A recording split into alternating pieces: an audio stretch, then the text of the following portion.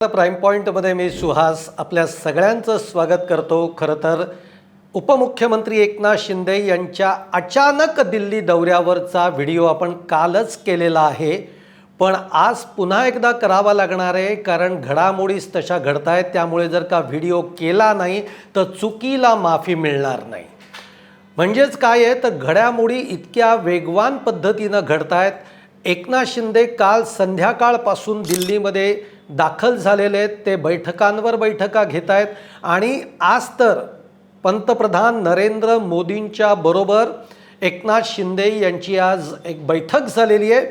ही दोघांमधली चर्चा ही जवळपास किती मिनिटं असतील म्हणजे आपल्या कल्पनेनुसार 10, 15, 20 नव्हे तब्बल 1.25 ते 1.5 तास पंतप्रधान नरेंद्र मोदी आणि एकनाथ शिंदे यांच्यामध्ये आज चर्चा झालेली आहे।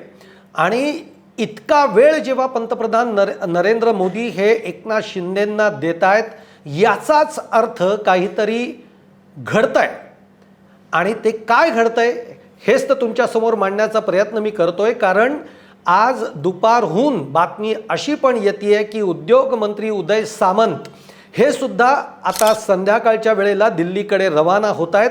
नेमकं चाललंय काय, कारण मुख्यमंत्री देवेंद्र फडणवीस सुद्धा उद्या परवामध्ये दिल्लीमध्ये जात आहेत। नेमकं दिल्लीत घडतंय काय, दिल्लीच्या केंद्रीय नेतृत्वाकडनं काय काय राज्याच्या बाबतीमध्ये काय निर्णय घेतले जाणार आहेत का मोठे, हे सगळं आपल्याला बघायचं आहे। म्हणून व्हिडिओ शेवटपर्यंत बघा। व्हिडिओ फार मोठा मी करणार नाही आहे कारण तितकेसे तपशील जे आपल्या हातामध्ये यायला पाहिजेत तेवढे तपशील आपल्या हातामध्ये नाही आहेत, पण तरी नेमकं या भेटींमागे काय दडलं हे सांगण्याचा मी नक्की प्रयत्न करीन।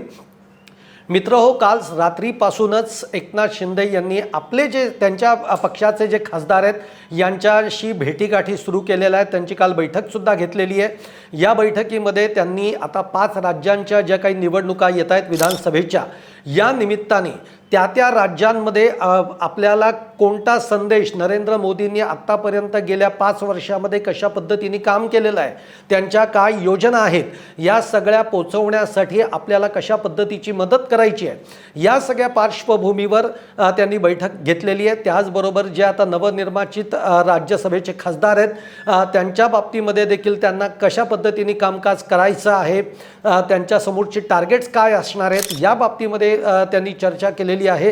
हे सगळं झाल्यानंतर आपल्याला माहिती आहे की आज एकनाथ शिंदे हे अमित शहांची भेट घेणार होते, त्याचप्रमाणे मिळाली तर नरेंद्र मोदींची सुद्धा भेट घेणार होते आणि त्याप्रमाणे आज सकाळी साधारणतः 11 वाजता एकनाथ शिंदे हे पंतप्रधान नरेंद्र मोदी यांच्या दालनामध्ये गेले। तब्बल 1.5 तास या 2 नेत्यांमध्ये चर्चा झालेली आहे। एक लक्षात घ्या, एकनाथ शिंदेंची शिवसेना हा NDA मधला एक तसा प्रमुख घटक पक्ष आहे आणि त्यामुळे देखील या भेटीला खूप महत्त्व आहे। येणाऱ्या 5 राज्यांच्या निवडणुकीच्या दृष्टीनं सुद्धा या भेटीमध्ये चर्चा झालेलीच आहे। पण आपल्याला ज्या 3 महत्त्वाच्या गोष्टी समजत आहेत त्यातल्या मी तुम्हाला सांगण्याचा प्रयत्न करीन। काल त्यातल्या मी एक महत्त्वाची गोष्ट मी तुम्हाला सांगितलेली आहे की ती म्हणजे आता राज्यामध्ये महाराष्ट्रामध्ये विधान परिषदेच्या निवडणुका होत आहेत आणि त्या संदर्भातनं नक्की काहीतरी चर्चा करण्यासाठी एकनाथ शिंदे दिल्लीला गेले असावेत असं आपल्याला कळतं आहे। हे मी काल बोललो होतो आणि त्यातला तो भाग महत्त्वाचा आहे। 3 महत्त्वाचे मुद्दे आहेत।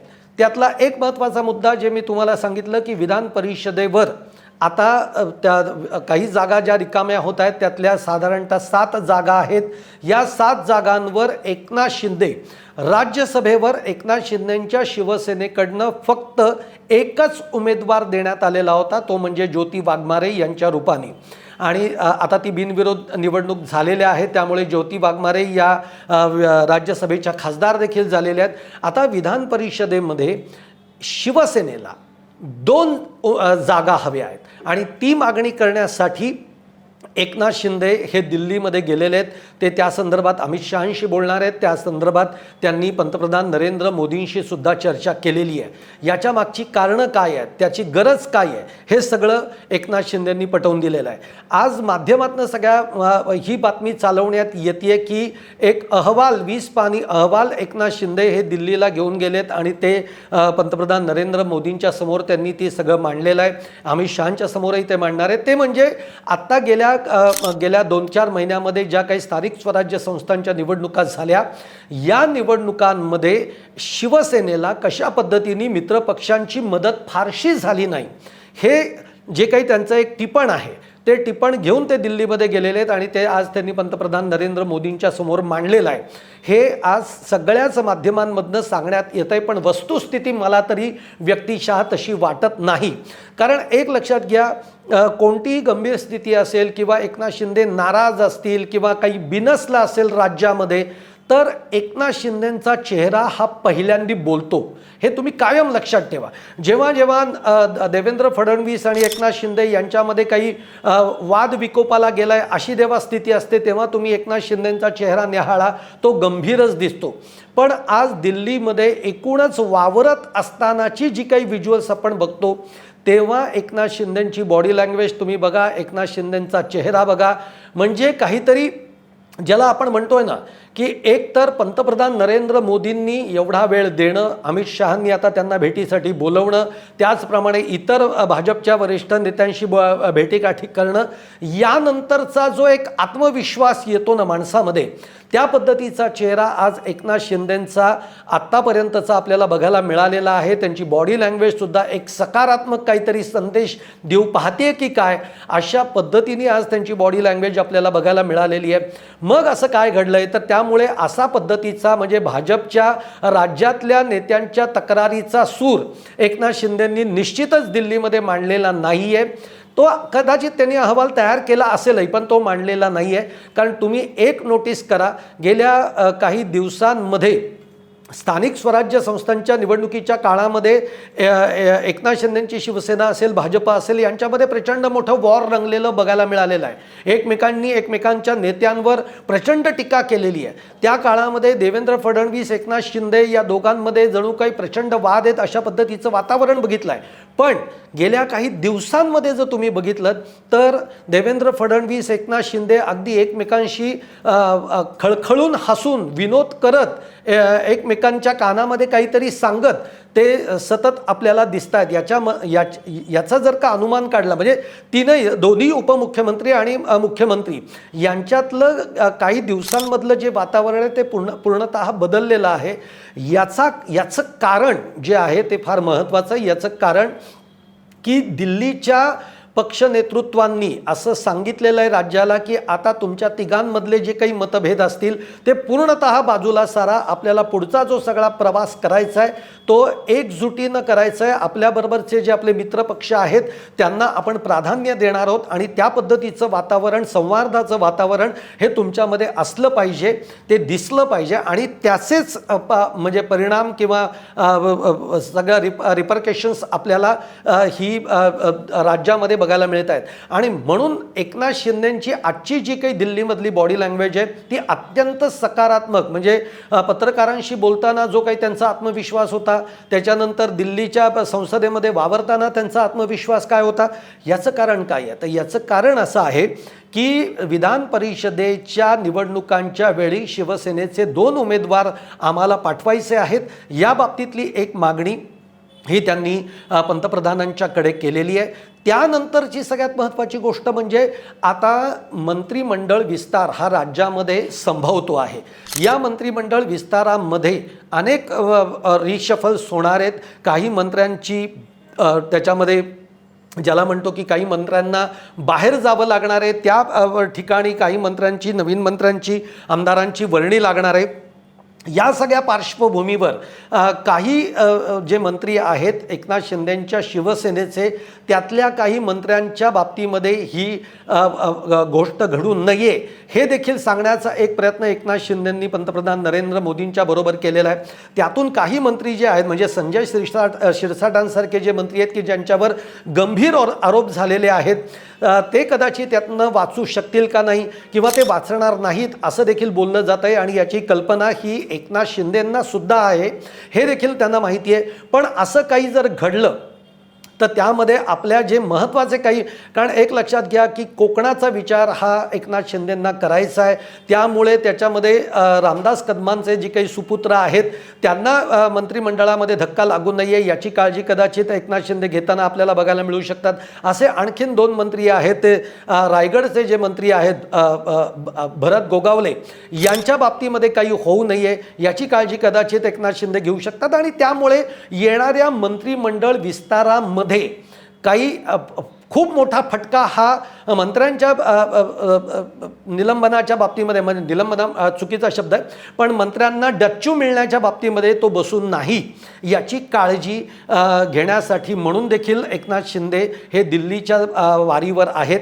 त्यानंतर एक तिसरा मुद्दा जर आपण बघितला तर शेवटी एकनाथ शिंदेंची शिवसेना ही NDAतली, त्यानंतर राज्यामधला मित्रपक्ष आहे महायुतीचा, त्यामुळे ती एक प्रॅक्टिस म्हणून देखील एकनाथ शिंदे हे दिल्लीला गेलेले आहेत की आम्ही NDAतले घटक पक्ष आहोत, आम्ही तुमच्याबरोबर आहोत, आम्ही नरेंद्र मोदींच्या ज्या काही विचार आहेत पुढच्या काळामध्ये ज्या पद्धतीची वाटचाल नरेंद्र मोदींना विकासाच्या दृष्टीनं करायची आहे, 5 राज्यांच्या निवडणुकीच्या दृष्टीनं करायची आहे, या सगळ्यासाठी शिवसेना हा तुमच्या बरोबर आहे हे कुठेतरी नरेंद्र मोदींना सांगण्याचा प्रयत्न देखील या भेटीमागे निश्चित असणार आहे.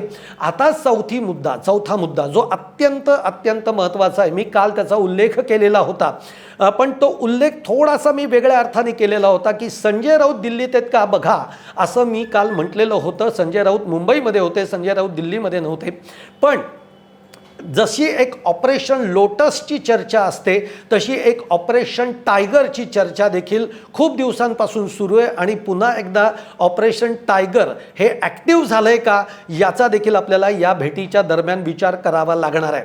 कारण उद्धव ठाकरेंच्या शिवसेनेचे जे काही खासदार आहेत, उद्धव ठाकरेंच्या शिवसेनेकडे खासदार किती आहेत तर 10 खासदार आहेत. तर त्या 10 खासदारांपैकी असं बोललं जात आहे की 2 ते 3 खासदार हे ठाकरे गटाला कधीही सोडणार नाहीत, असे 2 ते 3 खासदार आहेत.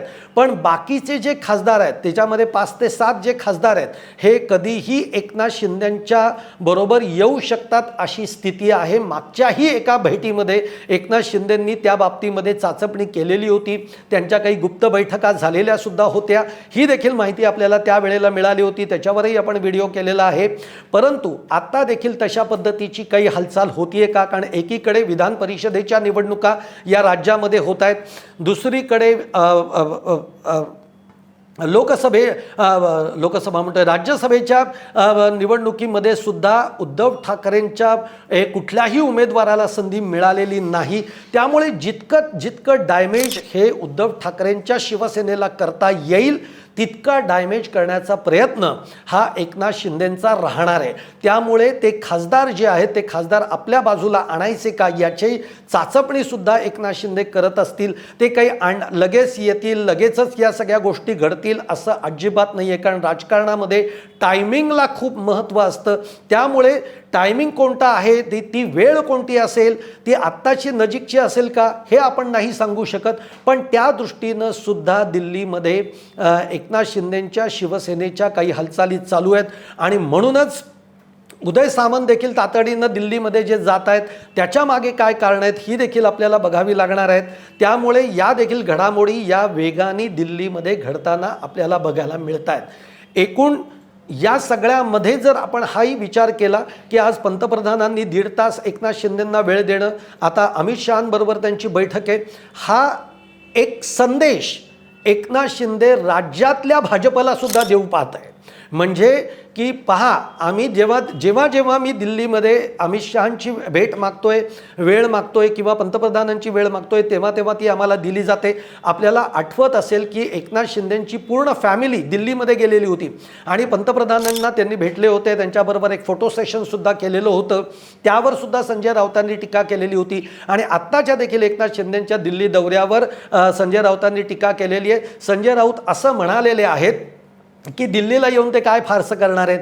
ज्या दिवशी भाजपाची एकनाथ शिंदेंच्या शिवसेनेबाबतची उपयुक्तता संपत येईल त्या दिवशी भाजप एकनाथ शिंदेंना दूर सारेल, अशा पद्धतीची एक टीका आजच संजय राऊतांनी केलेली आहे. पण एक लक्षात घ्या, पूर्ण याच्या विरोधी चित्र सध्या आपल्याला बघायला मिळत आहे.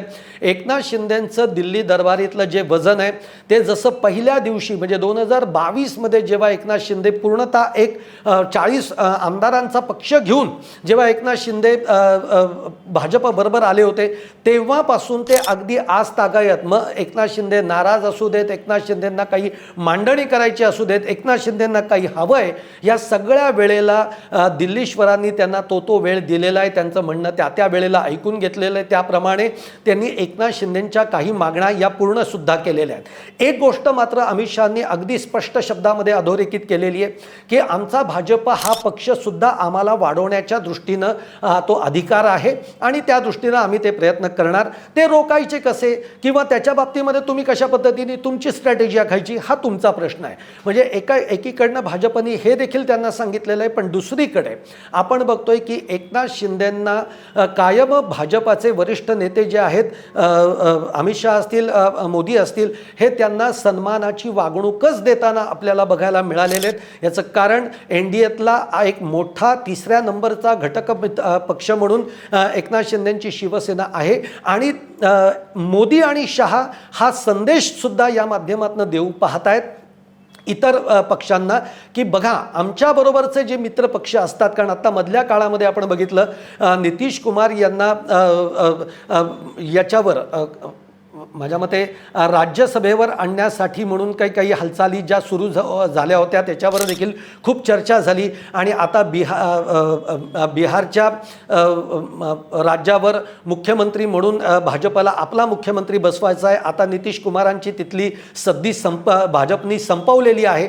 या ज्या सगळ्या चर्चा घडलेल्या आहेत याच्यावरनं कुठेतरी मोदी आणि शहा यांना हे दाखवून द्यायचं आहे की आम्ही आमच्या मित्रपक्षांच्या बरोबर कशा पद्धतीचा व्यवहार करत असतो, कशी आम्ही आमची मित्रता आमचा पक्ष म्हणून आम्ही पाळत असतो, हे दाखवण्याचा देखील या भेटीच्या दरम्यान एक प्रयत्न भाजपचा सुद्धा असू शकतो. पण या ज्या काही सध्या एकनाथ शिंदेंची जी काही दिल्ली वारी आहे आणि आता पाठोपाठ उदय सामंत तिकडे जात आहेत आणि त्यानंतर 1-2 दिवसामध्ये देवेंद्र फडणवीस दिल्लीमध्ये जात आहेत, याचाच अर्थ काहीतरी खिचडी पक्की आहे, काहीतरी खिचडी शिस्ती आहे.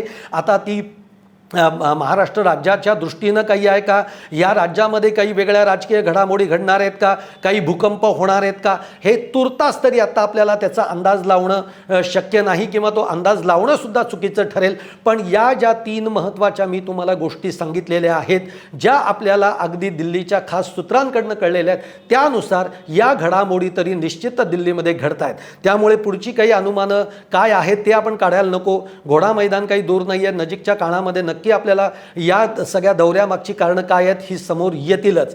पण तुम्हाला हा व्हिडिओ तोपर्यंत कसा वाटलेला आहे नक्की कळवा. आवडला असेल लाईक करा, शेअर करा, चॅनल सबस्क्राईब करायला विसरू नका आणि एकनाथ शिंदेंच्या या दिल्ली दौऱ्याच्या बाबतीमध्ये तुमची देखील मतं तुम्ही कमेंट बॉक्समध्ये कळवायला काहीच हरकत नाही.